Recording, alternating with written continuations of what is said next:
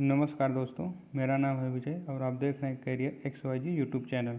अगर आप इस यूट्यूब चैनल में पहली बार विजिट कर रहे हैं तो इसको सब्सक्राइब करते वक्त बेल आइकन को दबाना ना भूलें। तो आज हम लोग फिर से आ गए हैं एक महत्वपूर्ण वीडियो के साथ, जो कि आज पार्ट 3 आ रही है महत्वपूर्ण भाषा विज्ञान की। तो इसको भी देखते हैं। आज का पहला क्वेश्चन है, निम्नलिखित में भाषा की प्रमुख प्रकृति कौन सी है? तो ऑप्शन नंबर ए है सरलता से क्लिष्टता की ओर, ऑप्शन नंबर बी जटिलता से सरलता की ओर, ऑप्शन नंबर सी भावों से विचारों की ओर, ऑप्शन नंबर डी विचारों से भावों की ओर। तो निम्नलिखित में से भाषा की प्रमुख प्रकृति कौन सी है? तो इसका कौन सा ऑप्शन हो जाएगा? ऑप्शन नंबर बी जटिलता से सरलता की ओर। चलिए अगला क्वेश्चन देखते हैं। अंगिका किस राज्य की भाषा है? अंगिका किस राज्य की भाषा है? देखिए, option number A Bengal, option number B Chhattisgarh, option number C Madhya Pradesh, option number D Bihar. तो अंगिका किस राज्य की बोली है? तो ऑप्शन नंबर डी सही हो जाएगा, बिहार की बोली है। चलिए अगला क्वेश्चन देखते हैं। अगला क्वेश्चन है, कर्ता के साथ ने का प्रयोग न होना किस उपभाषा की प्रमुख विशेषता है? तो ऑप्शन नंबर ए है पूर्वी हिंदी, ऑप्शन नंबर बी है पश्चिमी हिंदी, ऑप्शन नंबर सी है Rajasthani Hindi, option number D है पहाड़ी हिंदी। तो कर्ता के साथ ने का प्रयोग न होना किस उपभाषा की प्रमुख विशेषता है? तो ऑप्शन नंबर ए हो जाएगा पूर्वी हिंदी। चलिए अगला क्वेश्चन देखते हैं। किस तिथि को हिंदी को राजभाषा बनाने का निर्णय लिया गया? तो चलिए देखते हैं। ऑप्शन नंबर ए 15 अगस्त 1947, ऑप्शन नंबर बी 26 अगस्त 1950, ऑप्शन नंबर सी 14 सितंबर 1949, ऑप्शन नंबर डी 14 सितंबर 1950। तो किस तिथि को हिंदी को राजभाषा बनाने का निर्णय लिया गया था? तो ऑप्शन नंबर सी हो जाएगा 14 सितंबर 1949 को। चलिए अगला क्वेश्चन देखते हैं। बघेली बोली का संबंध किस उपभाषा से है? बघेली बोली का संबंध किस उपभाषा से है? तो option number A Rajasthani, option number B पूर्वी Hindi, option number C Bihari, option number D पश्चिमी हिंदी। तो बघेली बोली का संबंध किस भाषा वर्ग से है? तो मैंने एक ट्रिक बताया था, ABC, अवधी, बघेली, छत्तीसगढ़ी। यह कहाँ की बोलियाँ थी? तो पूर्वी हिंदी की बोली थी। तो बघेली बोली का संबंध किससे है? तो ऑप्शन नंबर बी हो जाएगा पूर्वी हिंदी की बोली। चलिए अगला देखिए। हिंदी का प्रथम व्याकरण लिखने वाले विद्वान हैं? तो option number A Joshua Ketelaar, option number B Kishoridas Vajpeyi, option number C George Grierson, option number D Kamta Prasad Guru. तो हिंदी का प्रथम व्याकरण लिखने वाले कौन थे? तो वो थे Joshua Ketelaar. Option number A सही हो जाएगा, जोशुआ केटलर। चलिए अगला क्वेश्चन देखते हैं। अगला क्वेश्चन है, पाली भाषा की समय सीमा मानी जाती है? तो ऑप्शन नंबर ए है 1000 ईसा पूर्व से 500 ईसा पूर्व तक, ऑप्शन नंबर बी है 500 ईसा पूर्व से प्रथम शताब्दी ईस्वी तक, ऑप्शन नंबर सी 1000 ईसा पूर्व से 500 ईसा पूर्व तक, ऑप्शन नंबर डी प्रथम शताब्दी ईस्वी से 500 ईस्वी तक। तो पाली भाषा की समय सीमा मानी जाती है, तो ऑप्शन नंबर बी सही हो जाएगा, 500 ईसा पूर्व से प्रथम शताब्दी ईस्वी तक। चलिए अगला क्वेश्चन देखते हैं। उकार बहुला बोली मानी जाती है?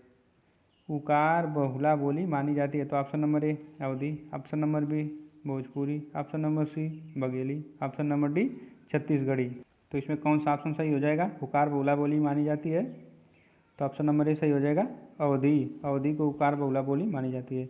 अगला क्वेश्चन देखते हैं। निम्नलिखित में से कौन सी विशेषता देवनागरी लिपि में नहीं है?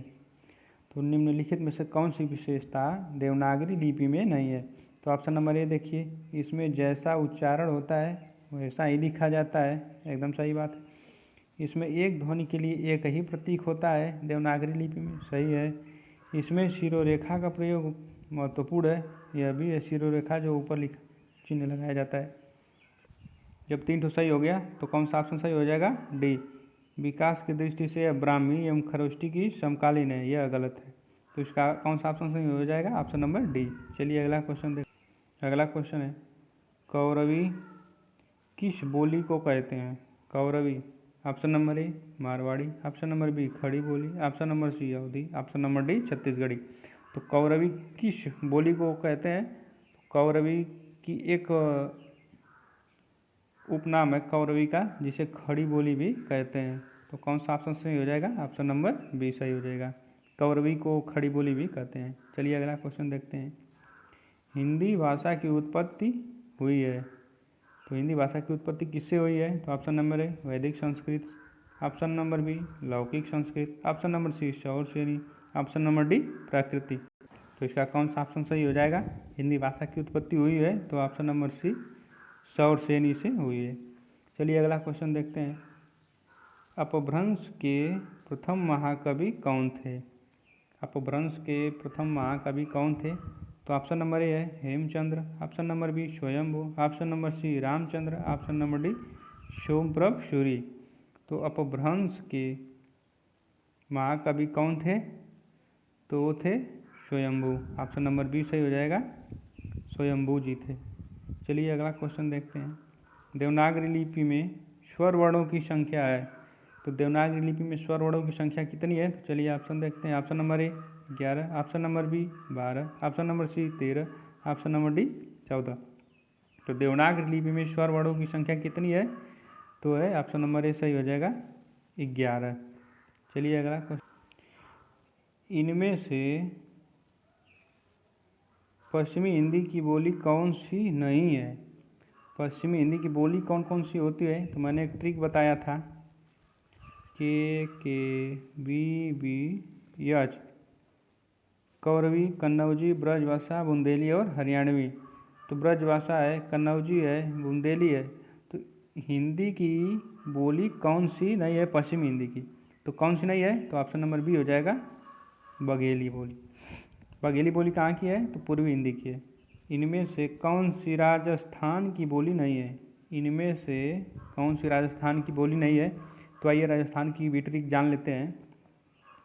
तो ट्रिपल एम जे, तो मारवाड़ी, मेवाती, मालवी और जयपुरी। राजस्थान की कितनी बोलियाँ हैं? 4 हैं, मारवाड़ी, मेवाती, मालवी और जयपुरी। तो राजस्थान की बोली कौन सी नहीं है? तो मारवाड़ी है, मेवाती है, मालवी है। तो कौन सी नहीं है? तो वो नहीं है बुंदेली। चलिए अगला क्वेश्चन देखते हैं। किसी सीमित क्षेत्र में बोली जाने वाली स्थानीय भाषा कहते हैं? किसी सीमित क्षेत्र में बोली जाने वाली स्थानीय भाषा को कहते हैं, तो क्या कहते हैं?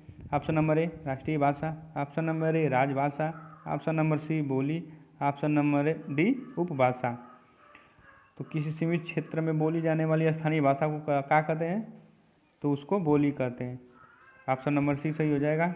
यह पूछा गया था पीजीटी 2011 में। चलिए अगला क्वेश्चन देखते हैं। पूर्वी हिंदी का विकास इनमें से किस अपभ्रंश में हुआ है? पूर्वी हिंदी का विकास इनमें से किस अपभ्रंश में हुआ है? तो ऑप्शन नंबर ए है ब्राह्मण, ऑप्शन नंबर बी है अर्धमागधी, ऑप्शन नंबर सी है खस, ऑप्शन नंबर डी है मागधी। पूर्वी हिंदी का विकास इनमें से किस अपभ्रंश में हुआ है? तो ऑप्शन नंबर बी हो जाएगा अर्धमागधी अपभ्रंश में। पूछा गया था पीजीटी 2011 में। अगला क्वेश्चन देखते हैं। कन्नौजी हिंदी की किस उपभाषा की एक बोली है? कन्नौजी हिंदी की किस उपभाषा की एक बोली है? तो ऑप्शन नंबर ए है पूर्वी हिंदी, ऑप्शन नंबर बी है पश्चिमी हिंदी, ऑप्शन नंबर सी है Rajasthani Hindi, option number D है पहाड़ी हिंदी। तो कन्नौजी हिंदी की किस भाषा की वर्ग बोली है? तो ऑप्शन नंबर बी हो जाएगा पश्चिमी हिंदी की बोली है। पश्चिमी हिंदी की कौन सी ट्रिक है? के बी यच। तो कौरवी, कन्नौजी, ब्रजभाषा, बुंदेली और हरियाणवी। तो कन्नौजी किसकी है? पश्चिमी हिंदी की है। चलिए अगला क्वेश्चन देखते हैं। इनमें से कौन सी बोली पश्चिमी हिंदी के अंतर्गत नहीं आती है? तो इनमें से कौन सी बोली पश्चिमी हिंदी के अंतर्गत नहीं आती है? तो हमने एक पश्चिमी हिंदी का ट्रिक बताया था, कौरवी, कन्नौजी, ब्रजभाषा, बुंदेली और हरियाणवी। तो देखिए कौरवी को खड़ी बोली भी कहते हैं, तो कौरवी हो गई, कन्नौजी हो गई, ब्रजभाषा हो गई, अवधी। तो इसका कौन सा ऑप्शन सही हो जाएगा? डी हो जाएगा, जो कि पश्चिमी हिंदी की बोली अवधी नहीं है। तो यह कहाँ की बोली है अवधी? तो यह पूर्वी हिंदी की बोली है, अवधी पूर्वी हिंदी की बोली है। चलिए अगला क्वेश्चन देखते हैं। पंजाबी की लिपि है। पंजाबी की कौन सी लिपि है? तो ऑप्शन नंबर ए देवनागरी लिपि, ऑप्शन नंबर बी गुरमुखी लिपि, ऑप्शन नंबर सी फारसी लिपि, ऑप्शन नंबर डी रोमन लिपि। तो पंजाबी की कौन सी लिपि है? तो है गुरमुखी लिपि, ऑप्शन नंबर बी सही हो जाएगा। तो इसी तरह अंग्रेजी का पूछा जाता है, अंग्रेजी का कौन सा लिपि है? तो है रोमन लिपि। चलिए अगला देखते हैं, लिखित भाषा में विचारों को कैसे व्यक्त करते हैं? लिखित भाषा में विचारों को कैसे व्यक्त करते हैं, पूछा गया है पीजीटी 2011 में। तो ऑप्शन नंबर ए है संकेतों के द्वारा, ऑप्शन नंबर बी बोलकर, ऑप्शन नंबर सी लिखकर, ऑप्शन नंबर डी सुनकर। तो लिखित भाषा में विचारों को कैसे व्यक्त करते हैं? तो लिखित भाषा में लिख कर व्यक्त करते हैं। तो इसका कौन सा ऑप्शन हो जाएगा? Option number C. चलिए अगला क्वेश्चन देखते हैं, हिंदी शब्दानुशासन के लेखक कौन? हिंदी शब्दानुशासन के लेखक हैं यानी कौन है? तो option number A Kamta Prasad Guru, option number B Kishoridas Vajpeyi, option number C है श्याम सुंदर दास, ऑप्शन नंबर डी है रामचंद्र वर्मा। तो हिंदी शब्दानुशासन के लेखक कौन है? तो है Kishoridas Vajpeyi, option number B सही हो जाएगा। चलिए अगला देखते हैं, अगर अभी तक हमारे चैनल को सब्सक्राइब नहीं किए हैं तो प्लीज़ इसको सब्सक्राइब कर लीजिए और लाइक भी कर दीजिए। चलिए अगला देखते हैं, हड़ौती बोली, हड़ौती बोली है। तो ऑप्शन नंबर ए पश्चिमी राजस्थान की, ऑप्शन नंबर बी पूर्वी राजस्थान की, ऑप्शन नंबर सी दक्षिणी राजस्थान की, ऑप्शन नंबर डी उत्तरी राजस्थान की। तो हड़ौती बोली कहाँ की है? तो ऑप्शन नंबर बी सही हो जाएगा, पूर्वी राजस्थान की बोली है। अगला देखिए, हिंदी खड़ी बोली किस अपभ्रंश से विकसित हुई है? हिंदी खड़ी बोली किस अपभ्रंश से विकसित हुई है? तो ऑप्शन नंबर ए देखिए Magadhi, option number B Shauraseni, option number C ब्राह्मण, option number D Ardhamagadhi. Hindi Khari Boli किस अपभ्रंश से विकसित हुई है? इसका कौन सा ऑप्शन हो जाएगा? ऑप्शन नंबर बी शौरसेनी अपभ्रंश से विकसित हुई है। अगला देखिए, काजू शब्द का संबंध किस भाषा से है? देखिए अमीन 2016 में पूछा गया था, यह हिंदी खड़ी बोली वाला भी अमीन 2016 में पूछा गया प्रश्न है। मोस्ट इम्पॉर्टेंट प्रश्नों को लेकर आया हूँ, तो इसको ध्यान से देखिएगा। काजू शब्द का संबंध किस भाषा से है? तो ऑप्शन नंबर ए जापानी भाषा, ऑप्शन नंबर बी चीनी भाषा, ऑप्शन नंबर सी फ्रांसीसी भाषा, ऑप्शन नंबर डी पुर्तगाली भाषा। तो काजू शब्द का संबंध किस भाषा से है? तो ऑप्शन नंबर सी हो जाएगा, फ्रांसीसी भाषा से संबंध है काजू का। अगला देखिए, कन्नड़ का संबंध किस भाषा परिवार से है? तो ऑप्शन नंबर ए है आर्य भाषा परिवार, ऑप्शन नंबर बी द्रविड़ भाषा परिवार, ऑप्शन नंबर सी देव भाषा परिवार, ऑप्शन नंबर सी भारोपीय भाषा परिवार। तो कन्नड़ का संबंध किस भाषा परिवार से है? तो है द्रविड़ परिवार से, द्रविड़ भाषा परिवार से इसका संबंध है, ऑप्शन नंबर बी सही हो जाएगा। अगला क्वेश्चन चलिए देखते हैं, 14 सितंबर 1949 को भारतीय संविधान सभा ने हिंदी को भारत संघ को कौन सी भाषा का दर्जा दिया?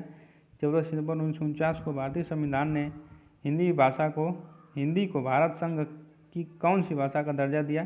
तो ऑप्शन नंबर ए राजभाषा, ऑप्शन नंबर बी राष्ट्रभाषा, ऑप्शन नंबर सी लोक भाषा, ऑप्शन नंबर सी संपर्क भाषा। तो हिंदी को कौन सी भाषा का दर्जा दिया गया है? तो ऑप्शन नंबर ए सही हो जाएगा, राजभाषा का दर्जा दिया गया 1949 में। देखिए ARO 2016 में पूछा गया क्वेश्चन है। चलिए अगला क्वेश्चन देखते हैं, उत्तर प्रदेश में राजकीय कार्यों में किस भाषा का प्रयोग होता है?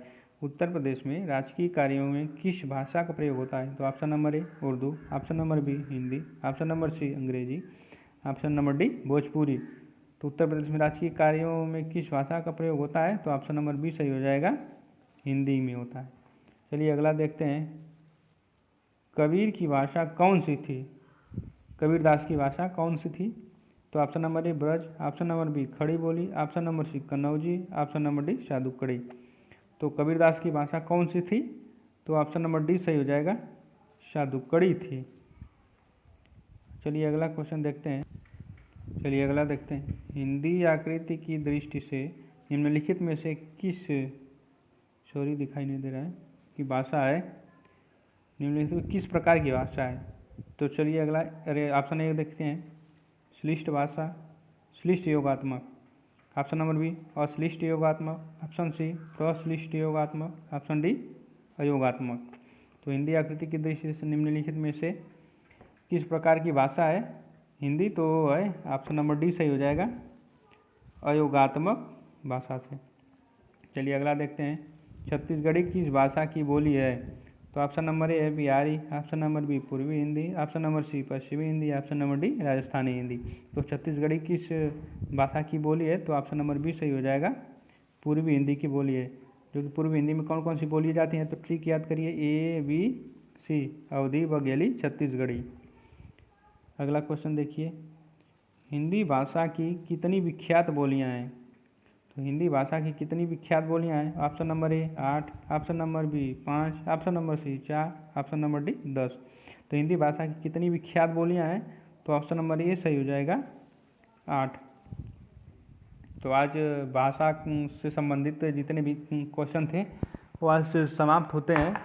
पार्ट 3 तक था। अभी तक हमारे चैनल को सब्सक्राइब नहीं किए हैं तो इसको कृपया सब्सक्राइब कर लीजिए और शेयर करते रहिए ताकि अन्य लोगों को भी पता चले। तो चलिए आज यहीं तक रखते हैं, धन्यवाद।